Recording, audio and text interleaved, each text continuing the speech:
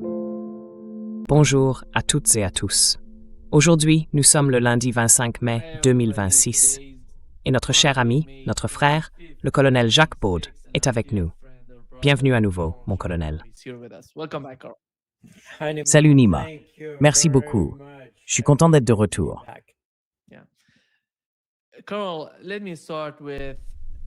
Oui, colonel, je vais commencer par les négociations. Je ne sais pas. Les échanges entre l'Iran et les États-Unis. Voilà ce qu'on a appris du côté iranien. Parce que malheureusement, tout ce qu'on entend de Donald Trump et de son administration, eh bien, on ne peut pas vraiment leur faire confiance. Ils essaient de déformer les choses, de manipuler. Mais au moins, du côté iranien, on a des informations. Ce qu'ils nous disent, c'est que les discussions ou les messages échangés entre l'Iran et les États-Unis portent sur la fin de la guerre, pas sur le détroit d'Ormuz, pas sur le programme nucléaire iranien. Mettre fin à la guerre, ça veut dire que les États-Unis doivent aussi agir vis-à-vis d'Israël et du dossier libanais. Ce n'est pas seulement une affaire entre l'Iran et les États-Unis. Alors, est-ce qu'on va réussir à franchir la première étape pour passer à la deuxième, puis à la troisième? Est-ce que c'est possible, d'après ce qu'on a vu jusqu'à présent?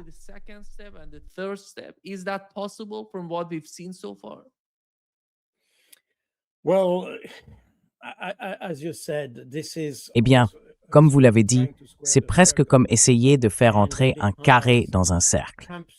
Et comme Trump a besoin d'un succès dans la guerre qu'il a lui-même déclenchée, et à cause de son ego, mais aussi sans doute de pression interne au sein de l'administration américaine. Pas forcément l'administration en tant que telle, mais disons les institutions. Il y a des gens qui n'en font pas partie, comme Lindsey Graham par exemple, et d'autres qui détestent l'Iran. Et encore une fois, ce n'est pas nouveau. On est face à un sujet bipartisan, que ce soit sur l'Iran, la Chine, Israël et d'autres questions de ce type. Donc le système américain exerce une forte pression sur Trump. En réalité, Trump aurait été bien mieux inspiré de ne pas lancer cette guerre, parce que maintenant, il s'est piégé lui-même dans une situation où il est assis entre deux chaises. D'un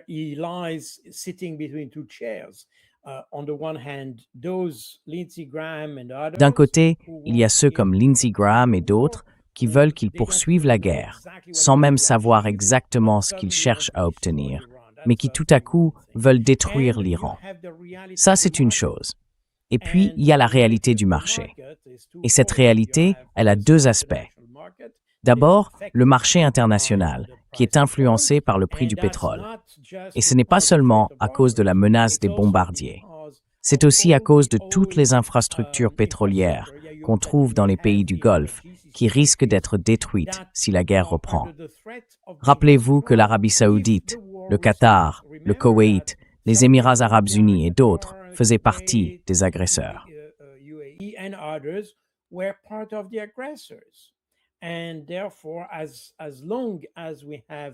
Et donc, tant qu'il y aura un état de guerre entre l'Iran et ces pays, toutes ces installations pétrolières risquent d'être détruites. Et je ne parle ici que du pétrole, mais il y a aussi d'autres infrastructures qui peuvent avoir un impact sur le commerce international.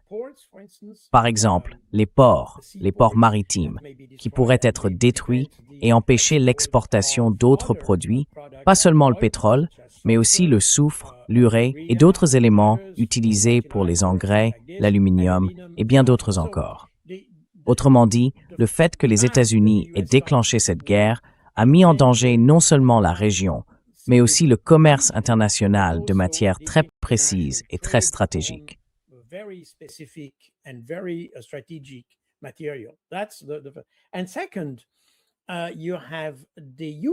Et puis, il y a l'économie américaine, parce qu'enfin, c'est aussi une victime collatérale de l'économie mondiale.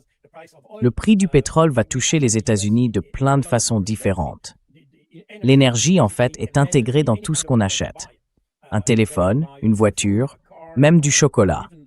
L'énergie entre dans le prix à cause du transport, de la fabrication et tout le reste. Ce qui veut dire que Trump se retrouve assis entre deux chaises. La guerre ou la paix, si on veut, avec beaucoup de gens aux États-Unis qui s'y opposent. et le risque qu'une guerre aggrave encore davantage l'économie. Et il y a aussi un autre facteur très important, son ego. Il a déclenché une guerre, et c'est un gagnant. C'est quelqu'un qui gagne toujours. Et là, tout à coup, il se rend compte qu'il revient à la case départ. Il n'a rien gagné. Il s'est mis à dos ses alliés les plus précieux au Moyen-Orient. Il a conduit Israël à la destruction. Il a conduit Israël au mépris international, au rejet mondial, parce que cette attaque non provoquée et injustifiée contre l'Iran, s'ajoute à tous les crimes de guerre qu'Israël a commis jusqu'à présent. Et si on fait le bilan, on voit bien qu'en termes de résultats, on est largement en dessous de zéro.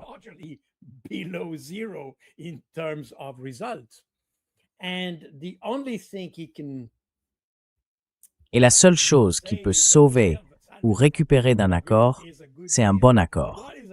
Mais qu'est-ce qu'un bon accord pour lui? Ça ne peut pas exister. Donc, on est dans une situation où, quoi qu'il fasse, il sera dans une mauvaise position. Il doit juste choisir entre le mauvais et le pire. C'est aussi simple que ça. Nous sommes donc dans cette situation, et c'est pour ça qu'il sera si difficile de construire un accord. Parce que de l'autre côté, l'Iran, comme on l'a dit à plusieurs reprises, se bat face à une menace existentielle.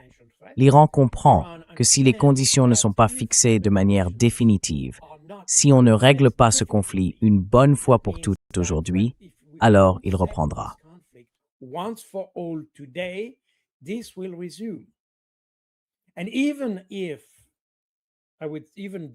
Et même si, je dirais même si l'Iran parvenait à régler ce conflit avec les États-Unis, à mon avis, il n'y a absolument aucune garantie qu'Israël ne cherche pas à le relancer plus tard.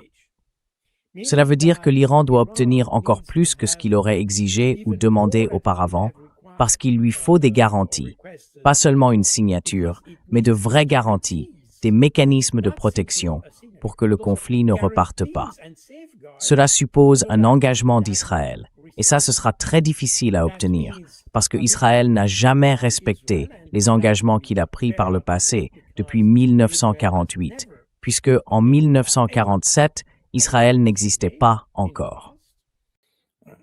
Starting in 1947, 48, because 1947 Israel didn't exist, but they never come. Ils n'ont jamais réussi à, disons, mettre en œuvre ou, le mot m'échappe, à respecter leurs propres engagements. Et c'est bien là le problème. L'Iran le sait, et tous les peuples de la région le savent aussi, y compris au Liban. C'est d'ailleurs pour ça que l'Iran veut inclure le Liban dans cette affaire, parce qu'évidemment, Israël est un problème régional en soi. Voilà où nous en sommes. Donc je ne m'attends pas à une résolution. En plus, il faut le dire, l'Iran, on l'a répété plusieurs fois, le temps joue en sa faveur. Il n'est pas sous pression. Bien sûr, si les frappes contre l'Iran reprennent, il en souffrira. Mais comme le combat est existentiel, ils sont prêts à prendre ce risque, parce que ce qui est en jeu dépasse même la question du nombre de vies humaines. C'est ça le vrai problème. Et Trump a mis l'Iran dans cette situation. Aujourd'hui, je ne vois pas d'autre option pour les États-Unis que d'accepter qu'ils ont été vaincus et d'accepter les conditions de l'Iran. Sinon, cette crise continuera.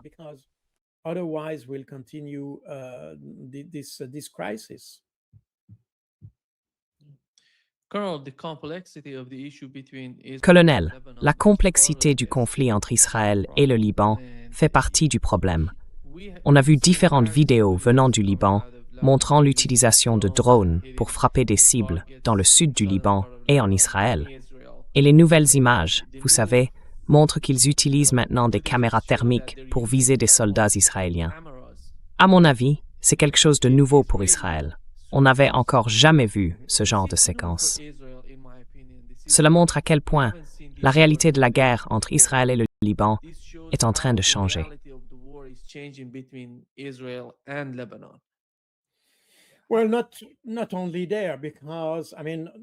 Eh bien, pas seulement là, parce qu'en fait, tout ça découle de l'évolution des technologies, notamment dans le domaine des drones.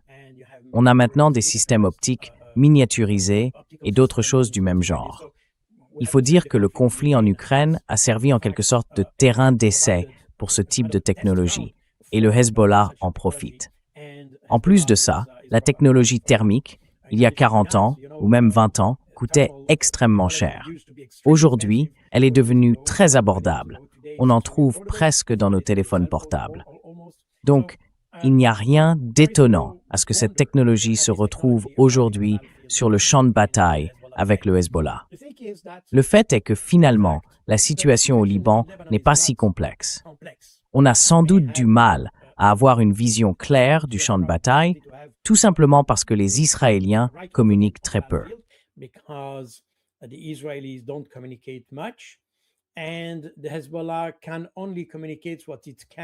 le Hezbollah ne peut communiquer que ce qu'il peut pour ne pas mettre en danger sa propre situation. Donc nous n'avons qu'une vision partielle du champ de bataille. Mais dans l'ensemble, les Israéliens vivent aujourd'hui au Liban exactement ce qu'ils ont vécu en 2006, avec d'autres moyens, d'autres armes. Mais ils affrontent exactement la même résistance acharnée qu'à l'époque. Le fait est que le Hezbollah reste une organisation de résistance. Le Hezbollah ne combat pas en Israël. Je veux dire, ils attaquent avec des missiles ou de l'artillerie. Ils visent la logistique israélienne ou certains postes de commandement. Mais il n'y a pas de combattants du Hezbollah qui se battent sur le territoire israélien. Parce qu'encore une fois, il n'y a aucune revendication sur le territoire d'Israël. Le Hezbollah ne revendique que des terres libanaises, et c'est donc sur son propre territoire qu'il combat.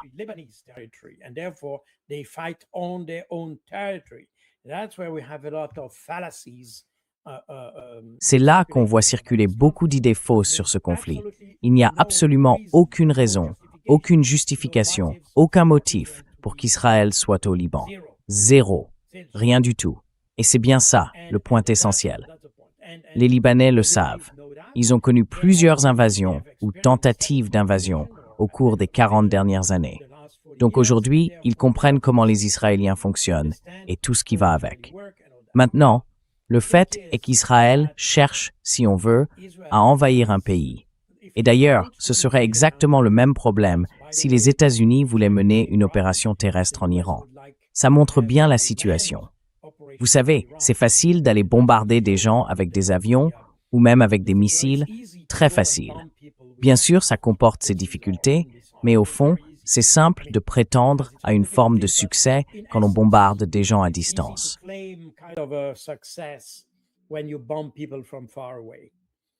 Oui, surtout quand le pays n'a pas de système de défense aérienne. Exactement. Absolument. Oui, absolument. C'est une toute autre histoire quand on commence à envoyer des soldats, de l'infanterie. Parce que si on veut prendre un territoire, il faut l'occuper. Bien sûr, on peut raser le pays, les villages et tout le reste, à distance. Et les Israéliens savent faire ça. Mais au bout du compte, s'ils veulent vraiment prendre le territoire, ils doivent le prendre et le tenir. Et c'est là que les choses se compliquent, parce que les combattants du Hezbollah sont des soldats aguerris. Ils défendent leur pays. Ils savent pourquoi ils se battent. Eh bien, je ne suis pas sûr que les Israéliens, eux, sachent pourquoi ils se battent. Certains sont sans doute assez endoctrinés, mais la plupart comprennent qu'ils ne sont pas dans leur propre pays, alors que le Hezbollah, lui, se bat pour le sien.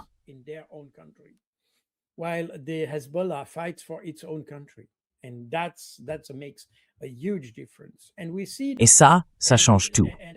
On le voit bien. Et comme on l'a vu à Gaza d'ailleurs, c'est exactement la même chose.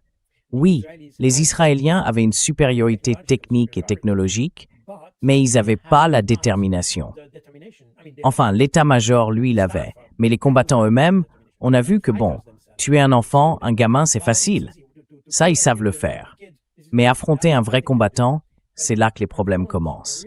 Et c'est exactement ce que les Israéliens vivent aujourd'hui au sud Liban. Et donc, pour cette raison, d'ailleurs, on est aussi dans une situation où, bien sûr, quand on parle de Gaza, même si le cas de Gaza est extrêmement clair du point de vue du droit international, c'est très clair. Gaza is Jerusalem Gaza, Jérusalem-Est et la Cisjordanie sont des territoires palestiniens. C'est un État reconnu par l'ONU. Donc, non, ce n'est pas un État imaginaire. C'est bel et bien un État.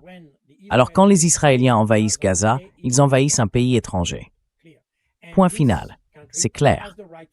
Et ce pays a le droit de se défendre. Même si les Israéliens encerclaient Gaza, cherchant à en faire un immense camp de concentration, parce que dans les faits, c'est ce que c'était, cela reste une occupation, même sans présence physique de soldats israéliens. C'est d'ailleurs ce que définit le droit international. Ce qui veut dire que toutes les opérations d'Israël à l'intérieur de Gaza sont contraires au droit international. Mais certains continuent malgré tout à dire que Gaza ne fait pas partie de la Palestine, ou quelque chose dans ce genre.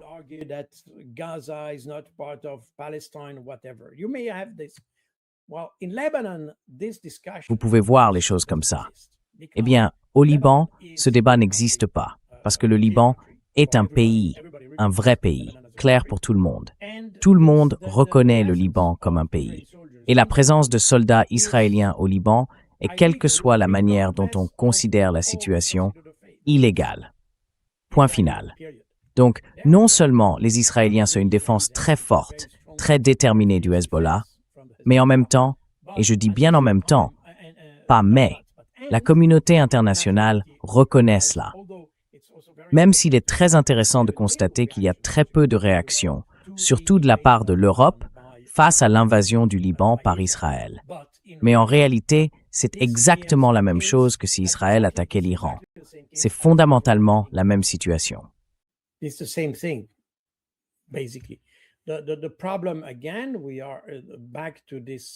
Le problème, encore une fois, c'est que on se retrouve dans une situation où personne n'ose critiquer, ni même condamner Israël pour ce qu'il fait.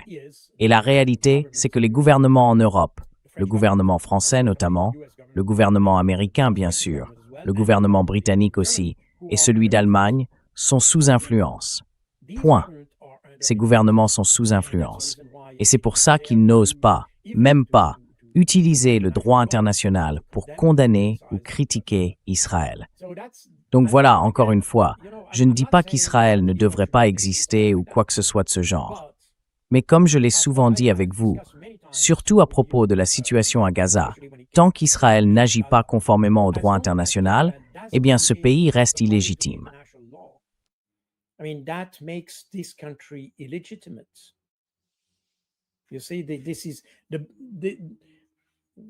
Vous voyez, on s'attend d'un pays comme... Et d'ailleurs, il faut se rappeler qu'Israël a été créé en 1948, mais qu'il est entré aux Nations Unies en 1949. Et la condition pour qu'Israël devienne membre de l'ONU, c'était qu'il s'engage à respecter le droit international. C'était une condition pour son adhésion. À ma connaissance, c'est le seul pays à qui on a imposé une telle exigence, parce qu'à l'époque, tout le monde au Conseil de sécurité de l'ONU, du moins à ce moment-là, savait qu'en une seule année d'existence, et même avant, si l'on considère ce qui s'est passé juste avant l'indépendance, Israël n'avait jamais respecté le droit international.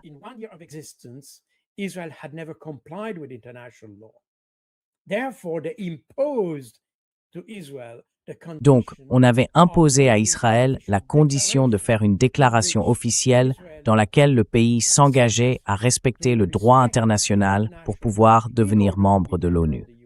Pourquoi on ne revient pas à cette déclaration aujourd'hui? Ça reste pour moi un mystère. Enfin, un demi-mystère, parce qu'on comprend bien la pression et l'influence qu'Israël exerce dans la plupart des pays occidentaux. Mais en réalité, tout le monde le savait déjà à l'époque. Et jusqu'à présent, Israël ne l'a pas fait. Si on regarde le nombre de résolutions de condamnation, je crois qu'aucun autre pays n'a été autant condamné par les Nations Unies qu'Israël. Il y a plus d'une centaine de résolutions qui condamnent les actions d'Israël. Et vous savez, ce n'est pas une condamnation d'Israël en tant qu'État, ni parce qu'il existe ou parce qu'il y a des Juifs. C'est une condamnation de son comportement. C'est ce comportement-là qui est visé. This is the behavior that is condemned. And that is something that Israel has never Et ça, c'est quelque chose qu'Israël n'a jamais réussi à corriger en 80 ans d'existence. Et ça, je trouve que c'est tragique, d'abord pour toutes les victimes, mais c'est aussi tragique pour Israël lui-même. C'est d'ailleurs exactement la raison pour laquelle, selon un sondage récent, Israël est aujourd'hui le pays le plus détesté au monde. Et il n'y a aucun mystère là-dedans. Je dirais même que c'est logique. C'est logique parce qu'il ne se comporte pas, ou plutôt il refuse de se comporter selon le droit humanitaire international. Il agit comme les pires dictatures qu'on a connues autrefois en Europe. Qu'est-ce qu'on peut attendre d'un tel comportement? Encore une fois, je pense qu'Israël devrait en prendre conscience. Il me semble extrêmement important que même les pays occidentaux, comme on le ferait avec de vieux amis, conseillent Israël et lui disent « Écoute, si tu veux qu'on te soutienne, il faut que tu t'en portes correctement. »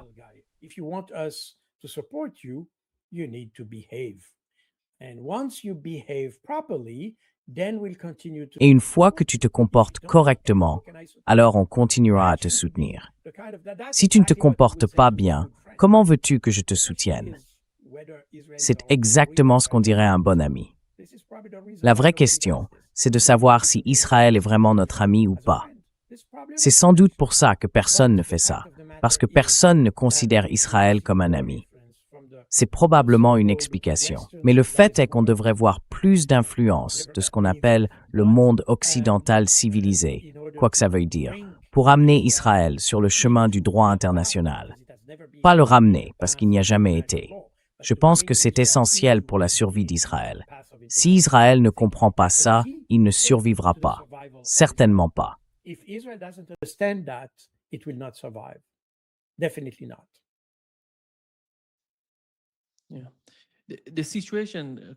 Oui, la situation, Carl, c'est qu'Israël est tellement désespéré de voir Donald Trump revenir. Parce que regarde ce qui s'est passé jusqu'à présent. Si Donald Trump quitte la région et laisse tout entre les mains des gouvernements et des pays du Moyen-Orient, on voit bien qu'Israël a été affaibli, militairement, géopolitiquement, sur tous les plans. Donc, il doit faire quelque chose avant de partir. Et ce qu'il essaie de faire, c'est de mettre la pression sur les pays du CCG pour qu'ils normalisent leurs relations avec Israël. Il veut qu'ils signent les accords d'Abraham. Ils en discutent en ce moment. Hier, il y a même eu des informations disant que Donald Trump pousse les pays du CCG à signer les accords d'Abraham, dans le cadre de l'accord entre les États-Unis et le CCG, lié aux négociations entre les États-Unis et l'Iran.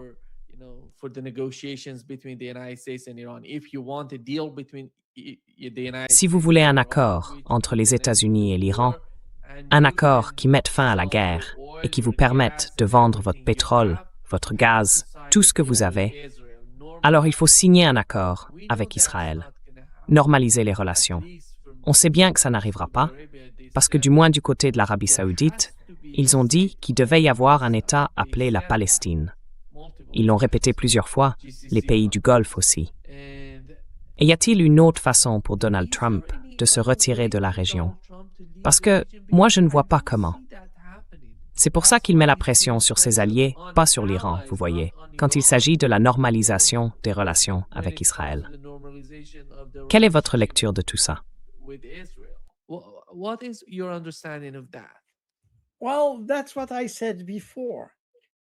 Eh bien, c'est ce que j'ai déjà dit. La clé de la paix ou de la stabilisation dans la région, ce n'est pas que les autres pays entretiennent de bonnes relations avec Israël. La clé, c'est qu'Israël se comporte conformément au droit international. Vous voyez, ils prennent le problème à l'envers. Ils pensent que le problème vient du fait que les gens ne reconnaissent pas Israël. Non, les gens reconnaîtraient Israël si Israël était un partenaire honnête. Et d'ailleurs, on n'aurait même pas forcément besoin d'un accord. Ça viendrait naturellement. Quand on a un bon voisin, on est content de partager avec lui.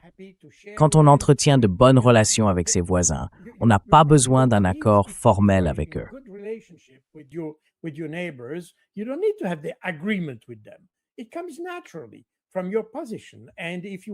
Ça vient naturellement de votre position. Et si vous voulez aider votre voisin, s'il vous aide avec votre voiture ou votre jardin, peu importe, eh bien ça se fait naturellement. Et c'est exactement la même chose au Moyen-Orient. Le problème, c'est qu'Israël ne se comporte pas correctement. Il occupe des territoires, prend le Golan, prend le territoire palestinien, prend le Liban. Tous ces territoires sont occupés illégalement. Pourquoi passer un accord avec un voisin dont vous savez qu'il ne veut pas se comporter correctement? Vous vous liez à quelqu'un qui pourrait se retourner contre vous plus tard, et vous n'aurez aucun moyen de réagir. C'est donc complètement absurde.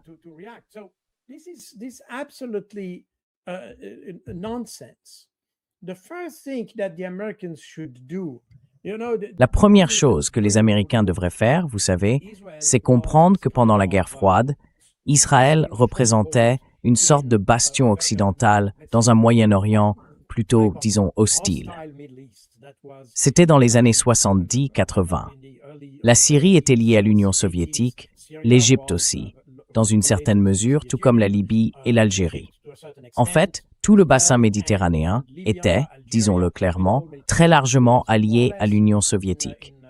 Il y avait une présence permanente de navires de guerre soviétiques en Méditerranée, en Libye, en Algérie, en Syrie et tout ça. La base de Tartous, par exemple, c'est un vestige de cette présence soviétique à l'époque. Ce qui veut dire qu'Israël occupait alors une position stratégique, en quelque sorte un avant-poste de l'Occident au Moyen-Orient.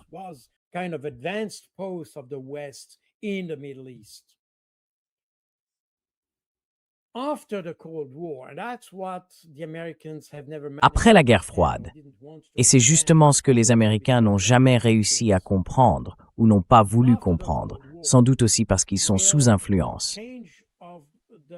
Après la guerre froide, donc, avec le changement des régimes, je ne parle pas de ce qui s'est passé en 2010, 2011, 2012, des choses comme ça. Je parle de ce qui s'est produit à la fin des années 80 et dans les années 90, un peu partout. Même en Syrie, le passage de Hafez el-Assad à Bachar el-Assad, le passage de Sadat à Moubarak. Je veux dire, presque partout, il y a eu un changement. Et à partir de là, le Moyen-Orient et plus largement la Méditerranée, je veux dire la partie sud, sont devenus, disons, plus favorables à l'Occident. Et donc Israël a perdu sa position stratégique, si on veut. Et c'est bien là le problème. Les Américains, eux, continuent de considérer Israël comme leur principal allié.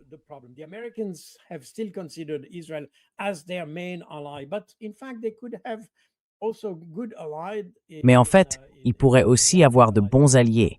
Enfin, ils ont déjà de bons alliés, en Égypte, en Jordanie et tout ça. Donc ils pourraient très bien s'en sortir comme ça. Je veux dire, Israël n'est plus aussi indispensable aux États-Unis en réalité. Et les États-Unis n'ont jamais réussi à utiliser cette situation pour harmoniser le Moyen-Orient. Ils se sont servis de cet antagonisme entre Israël et ses voisins. Tu vois, c'est le fameux « divide et impera », diviser pour régner. Exactement. Merci. Et c'est bien ce que les Américains ont essayé de faire. Mais je ne pense pas que ce soit un modèle qui puisse fonctionner au Moyen-Orient. Il n'y a pas besoin de diviser davantage les gens, ils le sont déjà bien assez. Et on le voit, puisque les pays arabes ont toujours eu du mal à s'unir, même contre Israël d'ailleurs. Donc inutile de les diviser encore plus.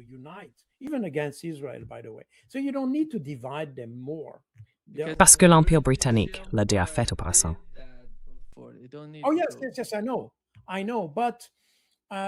Oui, je sais. Mais en fait, si on regarde ce qui s'est passé dans la première partie du XXe siècle, enfin, pendant tout le XXe siècle en général, on voit bien que les Arabes n'ont jamais réussi à unir leurs forces, sauf dans de très rares occasions, et pour des résultats très limités. Ils sont très divisés. C'est, disons, un problème de culture, de religion, de système politique. Il y a beaucoup d'explications possibles. Il y a aussi la situation économique qui peut varier énormément d'un pays à l'autre. Donc il y a beaucoup de facteurs qui peuvent expliquer cette incapacité des pays arabes à s'unir. Et même avec le CCG, vous voyez, ils ne sont même pas unis. Les Émirats arabes unis, par exemple, s'éloignent. Et on voit bien que la réaction à la guerre en Iran est aussi très diverse.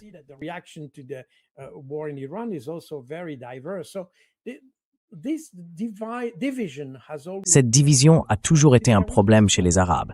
C'est aussi leur faiblesse d'ailleurs. mais c'est une réalité. Donc il n'était pas nécessaire d'imposer Israël. Il n'était pas nécessaire non plus de diviser les peuples en soutenant ce genre de comportement illégal de la part d'Israël. En fait, ils ont fait exactement l'inverse. Ils ont créé une forme d'unité contre Israël. Israël est probablement le seul facteur capable d'unir les pays arabes. Mais encore une fois, ce qui pousse Israël à unir les pays arabes, ce n'est pas son existence, c'est son comportement. C'est ça, la raison.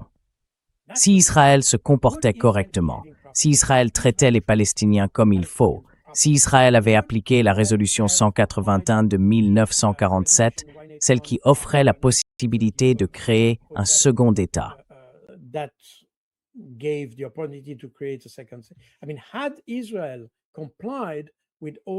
Je veux dire, si Israël avait respecté tout le droit international, il n'y aurait probablement pas de problème. Toutes ces guerres qui ont eu lieu n'existeraient sans doute pas. Tout ça, et si on regarde bien, parce que quand on écoute Israël, à chaque fois qu'il se passe quelque chose contre un juif ou contre Israël, ça sort de nulle part. Le 7 octobre, ça sort de nulle part. Il n'y avait rien avant. L'histoire commence le 7 octobre. Et même là, ça commence toujours à cette date. La réalité, c'est autre chose. La réalité, c'est que le 7 octobre est arrivé après plus de 50 ans, presque 80 ans, de mauvais traitements de prisonniers, de prise d'otages.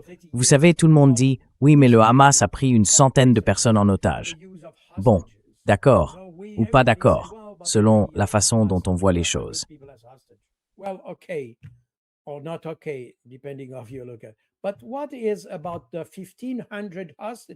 Mais qu'en est-il des 1500 otages qui ont été pris par Israël? Personne n'en parle. Pourtant, il y avait des milliers de prisonniers en Israël, et il y en avait 1500. Je parle bien de ce qui s'est passé en octobre 2023. Il y avait 1500 otages, des enfants, des femmes, des personnes âgées, tout ça, pris en otage pour faire pression sur certaines familles ou sur certains individus, et ainsi de suite. C'est d'ailleurs la logique derrière le 7 octobre. Mais si on écarte cette partie de l'histoire, on a toujours l'impression qu'Israël est maudit, que tout est tombé sur eux, que les pauvres n'ont rien fait et qu'ils portent tous les malheurs du monde sur leurs épaules. Non, ce n'est pas ça. Ils ont créé chacun de ces problèmes.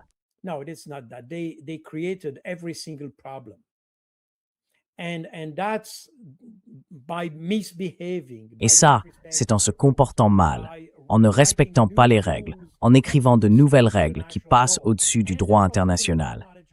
Et ça a même été reconnu officiellement, qu'Israël ne serait pas soumis au droit international parce que c'est un peuple élu ou je ne sais quoi. C'est impossible. Le monde ne peut pas fonctionner comme ça. Donc, cette idée de relancer les accords d'Abraham. Les accords d'Abraham ne doivent pas être le point de départ de quelque chose, mais le point d'arrivée. D'abord, Israël devrait revenir à ses racines. Je dirais même que ce ne sont pas des frontières, parce qu'Israël n'a pas de frontières officielles. Mais disons qu'Israël devrait revenir à ce qu'on appelle la ligne verte, la ligne de cessez-le-feu de 1949. Ce sont les frontières tolérées et les seules officiellement reconnues. Il n'existe aucune autre frontière acceptée pour Israël.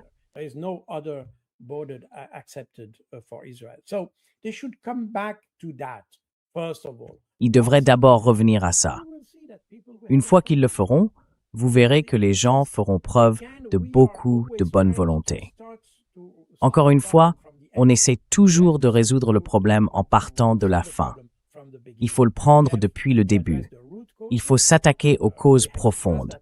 On en a souvent parlé à propos de l'Ukraine et de la position des Russes. Ils disent toujours qu'il faut traiter les causes profondes du problème. Et c'est vrai pour chaque conflit, pas seulement pour l'Ukraine. C'est aussi le cas pour Israël. Il faut traiter les causes profondes. Et sans doute qu'il faut remonter à 1947-48 pour les trouver. Mais ce sont bien là les causes profondes. Ensuite, les accords d'Abraham pourront être une solution. Et c'est là le problème avec les États-Unis. Ils veulent toujours aller plus vite que la musique.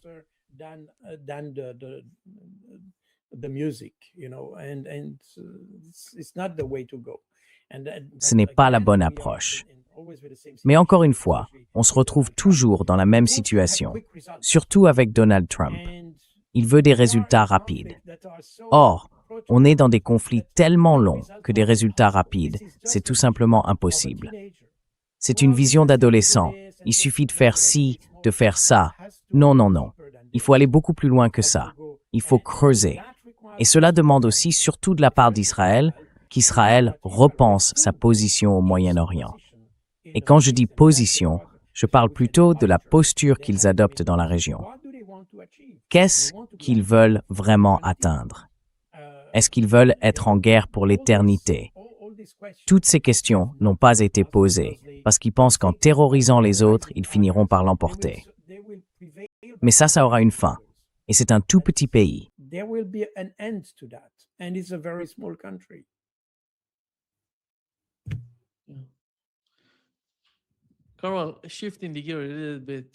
Karl, si on change un peu de sujet pour parler de ce qui se passe en Ukraine, on a vu la Russie réagir à une attaque ukrainienne, une attaque de drones ukrainiens contre des civils en Russie.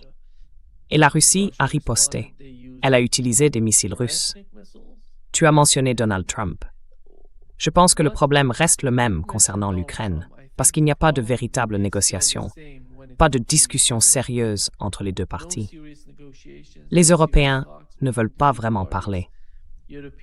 Du côté des États-Unis, avec le changement qu'on a connu là-bas, on pensait que Donald Trump allait modifier cette approche.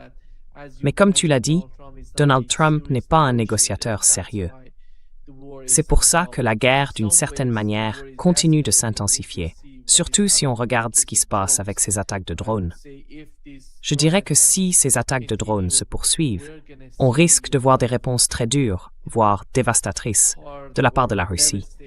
Quelle est ta lecture, ton évaluation de la guerre entre la Russie et l'Ukraine?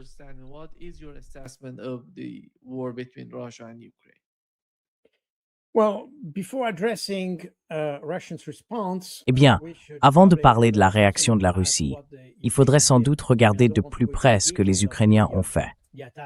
Je veux dire, je ne vais pas entrer dans les détails de l'attaque contre Starobilsk, cette résidence.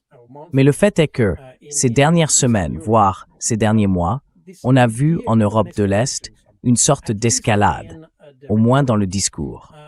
Tous ces assauts, ces attaques de drones, qui d'ailleurs ont été repérés en passant par l'espace aérien de l'Estonie et de la Lettonie, mais aussi des tentatives de l'Ukraine d'utiliser le territoire polonais et lituanien pour faire voler leurs drones, afin de contourner la défense aérienne russe et d'atteindre ainsi Saint-Pétersbourg et le nord de la Russie.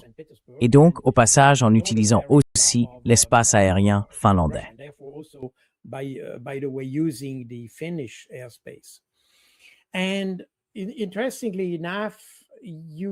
Et ce qui est assez intéressant, c'est qu'il n'y a pas vraiment eu de réaction des pays européens à ce sujet. Enfin, ils ont évidemment accusé les Russes.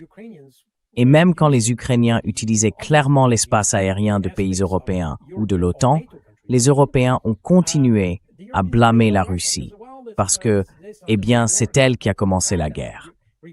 Mais le fait est que peu importe comment la Russie a déclenché cette guerre, qu'elle ait été provoquée, justifiée ou non, le fait que les pays européens fournissent des armes, de la formation, de la logistique et finissent même par offrir leur espace aérien pour attaquer la Russie fait d'eux des agresseurs. On peut dire, d'un point de vue juridique, que l'Allemagne, la France, la Pologne, la Lituanie, la Lettonie, l'Estonie et la Finlande peuvent être considérées selon le droit international. Je fais référence à la résolution 3314 de décembre 1974 qui définit ce qu'est une agression et un agresseur, comme des agresseurs. D'après cette définition, tous les pays que je viens de citer peuvent donc être considérés comme tels.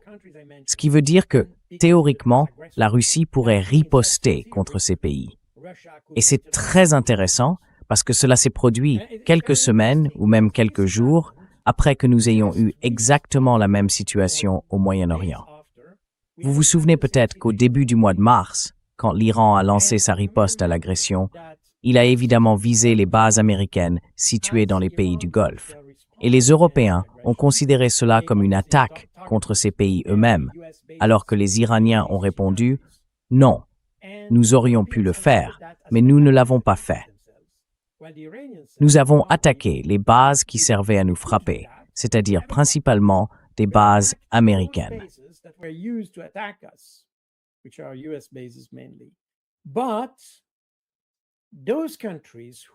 Mais les pays qui ont accepté l'utilisation de ces bases et de leur espace aérien pour nous attaquer pourraient aussi être visés parce qu'ils deviennent des agresseurs. Et ça, c'était un avertissement très intéressant pour les Européens. Mais quelques jours plus tard, on a vu exactement la même situation se reproduire, avec tous ces drones, ou plutôt les drones ukrainiens qui les utilisaient. Et moi, encore une fois, je ne suis pas dans la tête de Zelensky ni de son équipe, mais mon sentiment, mon impression, c'est que les Ukrainiens ont compris cette situation et qu'ils ont essayé d'entraîner les Européens dans une confrontation avec la Russie. Ils ont cherché à placer les pays européens dans une position où les Russes pourraient répondre à des attaques menées depuis ces pays et donc déclencher une guerre plus large. Je pense que c'est ça que les Ukrainiens essayent de faire.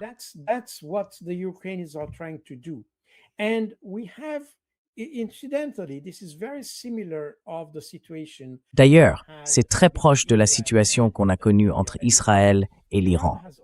L'Iran a toujours réussi à entraîner un maximum de pays occidentaux, surtout les États-Unis, mais ils ont aussi essayé d'impliquer d'autres acteurs dans le conflit parce qu'ils savent qu'ils sont trop faibles pour affronter l'Iran directement. Donc leur stratégie, c'est de déclencher une guerre plus large et de laisser les autres faire le travail qu'ils ne peuvent pas faire eux-mêmes. Et on retrouve exactement la même situation en Ukraine.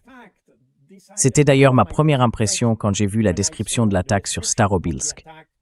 J'ai vraiment eu le sentiment que... Enfin, Starobilsk n'est pas un cas isolé, puisqu'il y a aussi eu des attaques dans la banlieue de Moscou et d'autres endroits du même type. Et mon impression, c'est que ces attaques n'ont aucune valeur opérationnelle.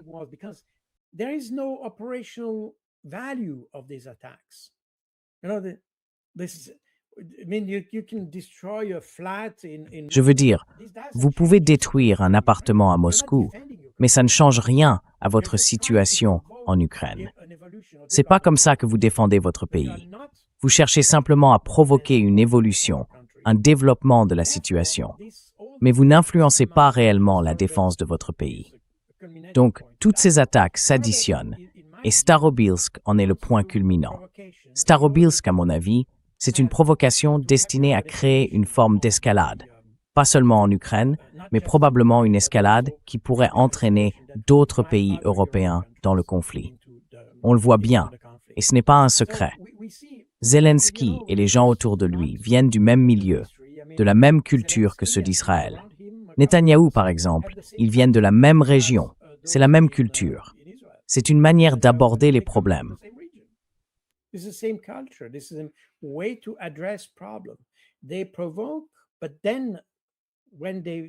Ils provoquent, mais quand ils se rendent compte qu'ils sont trop faibles pour gérer le problème qu'ils ont eux-mêmes créé, ils essayent d'élargir ce problème pour impliquer d'autres acteurs, afin que d'autres le résolvent à leur place. C'est la situation dans laquelle on se trouve.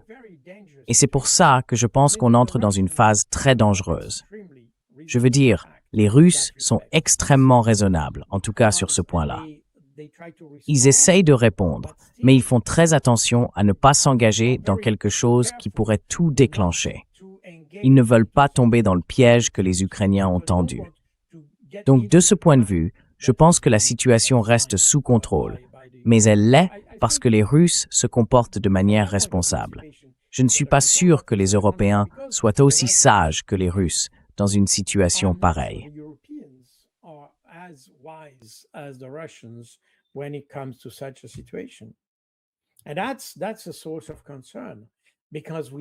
Et c'est une source d'inquiétude, parce qu'on voit que du côté européen, il y a une volonté de s'impliquer dans le conflit. Ils n'ont pourtant aucune raison, aucun motif, je veux dire, aucune raison objective de le faire. Ils sont déjà engagés, mais de manière indirecte. Ils sont déjà des protagonistes du conflit. Ils font déjà partie du camp de l'agresseur, comme je l'ai dit tout à l'heure. Mais leur présence reste encore discrète dans le conflit, si on veut. Et bien sûr, ils aimeraient aller plus loin, s'impliquer davantage, mais ils n'en ont pas les moyens.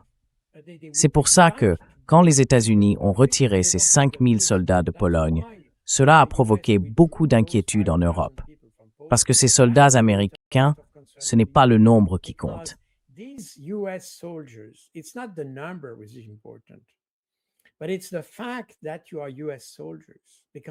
Mais c'est justement parce que ce sont des soldats américains, parce que ces soldats deviennent un enjeu du conflit pour les États-Unis.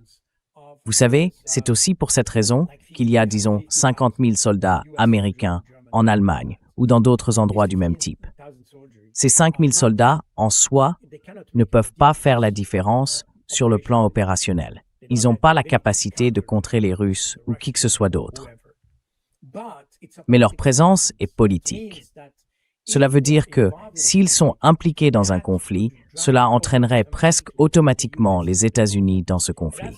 Et c'est pour ça que ces 5 000 soldats en Pologne sont si importants, parce qu'ils représentent le pion dont disposent les Européens pour provoquer l'engagement des États-Unis dans une guerre.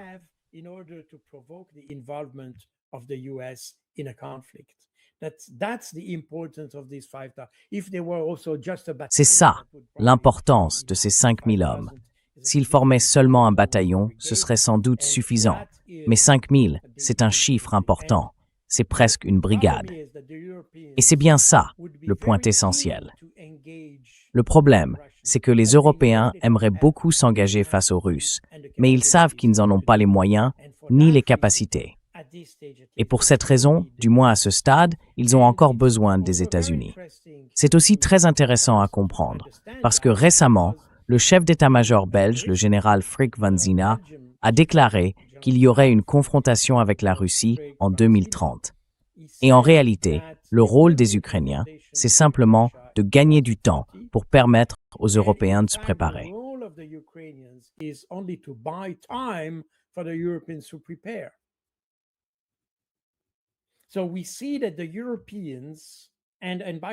On voit donc que les Européens, et d'ailleurs ce n'est pas seulement une déclaration de sa part, c'est aussi mentionné dans un rapport du Parlement belge. Cela montre qu'en Europe, il y a un état d'esprit qui s'attend à une guerre. Mais ils savent qu'ils ne sont pas encore prêts. C'est pour ça qu'ils veulent se préparer à ce conflit pour pouvoir affronter les Russes. Et cet état d'esprit, il est tourné vers la guerre, pas vers une solution au conflit. Ils ne veulent pas de solution. Ils veulent faire monter les tensions. Et récemment d'ailleurs, Kallas, la ministre des Affaires étrangères, entre guillemets, de l'Union européenne, a déclaré qu'il n'avait rien préparé pour une quelconque négociation, parce que selon elle, ça ne sert à rien. Ils n'ont rien à discuter avec les Russes.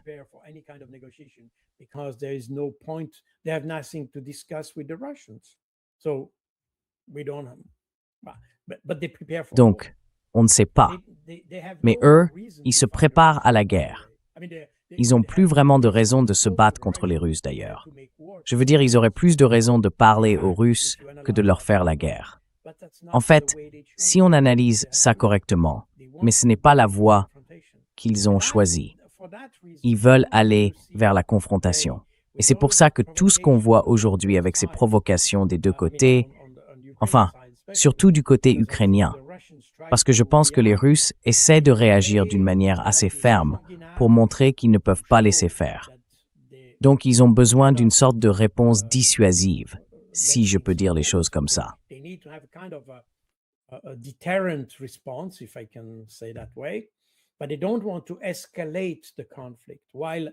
Mais eux, ils ne veulent pas faire monter le conflit.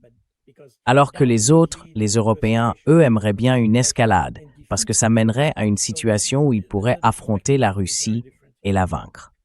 Donc, la perspective est très différente ici. Et c'est bien la situation dans laquelle on se trouve. On est probablement plus proche d'une véritable crise avec la Russie qu'il y a 1 an ou même qu'il y a 6 mois. Et plus on observe la situation, parce que si on regarde ce qui se passe sur le terrain, c'est extrêmement difficile pour les Ukrainiens. plus le temps passe, plus la situation se dégrade pour eux. Même si on ne voit pas de grandes avancées, même si sur la carte il n'y a pas de progrès spectaculaire, en réalité, dans beaucoup de cas, à Kherson et ailleurs, ce ne sont pas de véritables avancées.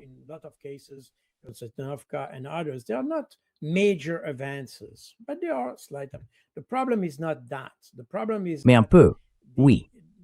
Mais ce n'est pas ça le vrai problème. Le problème, ce n'est pas le territoire. Encore une fois, ce n'est pas une question de territoire. Le vrai problème, c'est que les forces ukrainiennes s'épuisent. Elles sont détruites peu à peu. Et cette situation risque d'aboutir à un moment où les Russes auront en quelque sorte la voie libre vers Odessa ou ailleurs.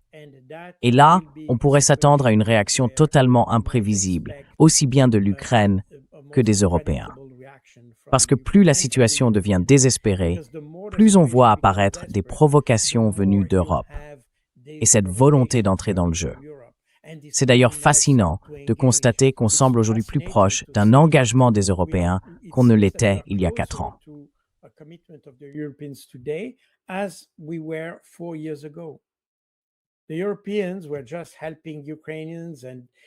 Les Européens aidaient simplement les Ukrainiens, et ils étaient protégés par ce récit. La Russie est en train de perdre. Bon, d'accord, ce récit leur convenait. Le problème, c'est qu'aujourd'hui, ce récit ne suffit plus. Il ne sert plus à rien. On sait que ce n'est pas vrai. Donc il faut aller plus loin, pas seulement dans les mots, mais aussi dans les actes, sur le plan matériel, militaire, politique, et ainsi de suite. Et ça veut dire que plus les Russes remportent de succès sur le champ de bataille, plus le risque augmente de se retrouver impliqués dans quelque chose de plus grand. Je ne parle pas d'une troisième guerre mondiale, parce que ce n'est sans doute pas ça, mais disons quelque chose de plus vaste, décevant.